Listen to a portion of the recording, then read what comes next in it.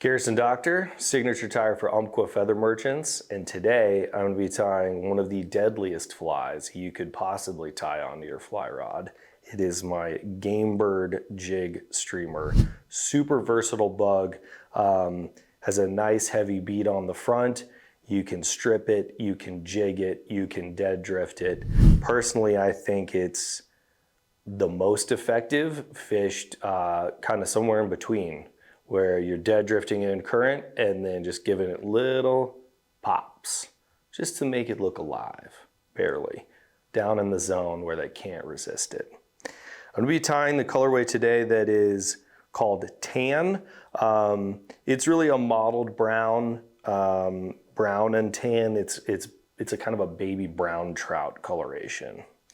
This is gonna be tied on an Umpqua Super Jig 60 hook. This is the XC400, really nice hook, solid, good hook gap, excuse me. Comes barbless, and this is a 4.6 mil tungsten slotted bead in gold on the front. So obviously with a 4.6 tungsten bead, this fly is meant to get down and get down fairly quickly. This is something that you can fish through current, through broken water, in pretty heavy water, and still fish it very effectively. I'm using red thread for this because I want a red thread collar at the end. So I'm going to lock in the slotted tungsten bead, work the thread back all the way past the point of the hook. And then we are going to tie in 3 colors of marabou to form the tail. I think that having a multi-colored marabou situation in the tail really increases the natural look of this fly. It's a really good fly to fish in still water, in lakes as well. I fish it a lot in lakes. I fish it a lot in lakes on a floating line or a midge tip line.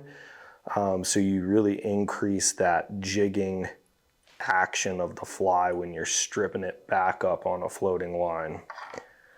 So we have a small tuft of marabou in black. Keep in mind this fly is going to ride hook point up. So we want to start with the dark color on top so that we gradiate dark to light, top to bottom. Next, we're going to tie in another little piece of marabou feather in brown. Nice to match your length. Make sure everything is sitting pretty. And then we're going to finish with our third color, which is a cream. This gives a little bit of that light underbelly flavor. That felt a little short, so I'm going to go with some of these longer marabou fibers. The name of this fly comes from the collar, which we're going to get to, which I use a Gamebird feather for to really get some beautiful modeling, a little bit of front profile, and you can use any number of Gamebird feathers, and I'll show you a couple options, but pheasant is typically what I like. I'm going to put just a little dab of glue. I like to glue as I go for extra durability. And I want just a tiny bit of flash in this, so I like to use 1 strand gold or flash of your choosing, just to give a little bit of attraction, a little bit of that sparkle, but I don't want to overdo it on the flash. I want a really nice natural look to this fly, and I want to trim the flash just barely longer than our marabou feather. So you can see when this rides in the water, hook point up, dark marabou on the top, gradiating through the brown and to the cream. Body of this fly is very simple. It's a dubbing body, which creates really nice structure and bulk, little bit of flash without using a lot of material or a lot of fuss. So this is laser dub tan. This laser dub tan has a great UV flash bait fishy quality to it. I think it's fantastic.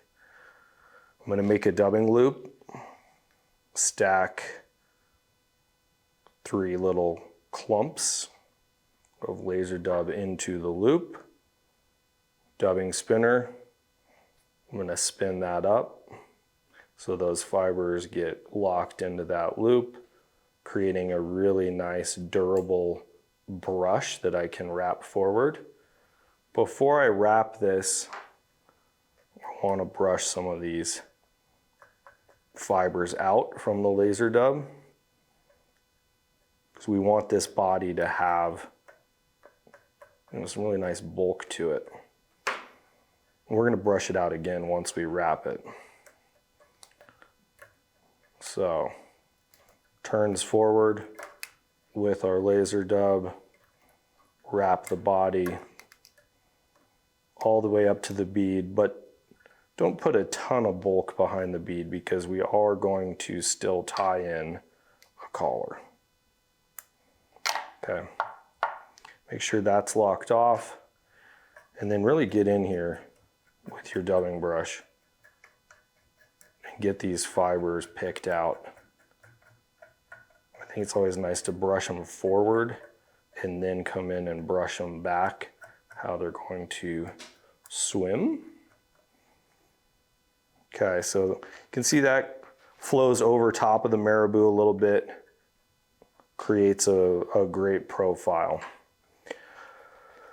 And then to finish this, before we get to the collar, I like to add a little red hot spot on the underside. It's kind of an homage to a gill hit or just a red hot spot, but I think it adds a really nice color interest to this fly. So nice little red hit. I feel like we could use a little more. I'm going to add a little. And this is just a big Magnum saddle feather in red. I'm using kind of the marabou-esque pieces at the base. But there's a lot of things you could use for this red hit. I just think this is the nicest. So lock this in behind and in front. Trim that out carefully. Okay. So to finish this fly, we need our previously discussed collar. This is a pheasant back feather. This is what we're going to use. Beautiful modeling. But as I mentioned, you can use any number of game bird feathers. So this is a sage grouse hunt from a hunt from this year that I did. If you do any upland bird hunting, this is a fantastic way to use any number of game bird feathers that honestly are a little oversized for most other trout fly applications. But for the front collar on a streamer, they are wonderful. So I'm going to create a nice little tie-in point at the tip of this pheasant feather so I can palmer it forward. I want to make sure that is really locked in. I'm going to hit it with a tiny bit of glue. The collar is the most susceptible part of this fly to have durability issues if you're going to have them. But if you dab it with a tiny bit of glue, it's going to be bomb-proof. And then we want to fold all the fibers of this pheasant back feather backwards. Palmer this all the way around. Lock that feather in front and over top. Trim the shaft out. Okay. And once again, I do want to hit this with a tiny bit of glue, just at that tie off point. And then I want to see a little bit of red color on this. So don't be afraid to build up a little bit of a thread collar on this fly.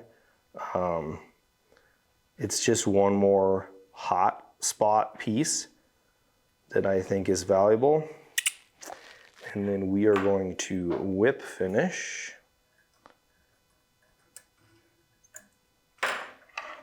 Trim the thread. One more dab of glue for extremely good measure. And once this collar gets in the water, it's gonna form to the body of the fly and flow back beautifully. But you can see how that pheasant back color with the black, cream, and brown perfectly mimics the black, cream, and brown of the marabou in the tail with that lovely iridescent dubbing underneath of the body. Super quick, easy tie. You can crank these out in a number of different colors. Obviously, of course, available for purchase at your local fly shop as well. We appreciate you. And good to fish anywhere. Trout, bass, carp, give it a try. So that's the Gamebird jig streamer. Appreciate everybody watching. Cheers.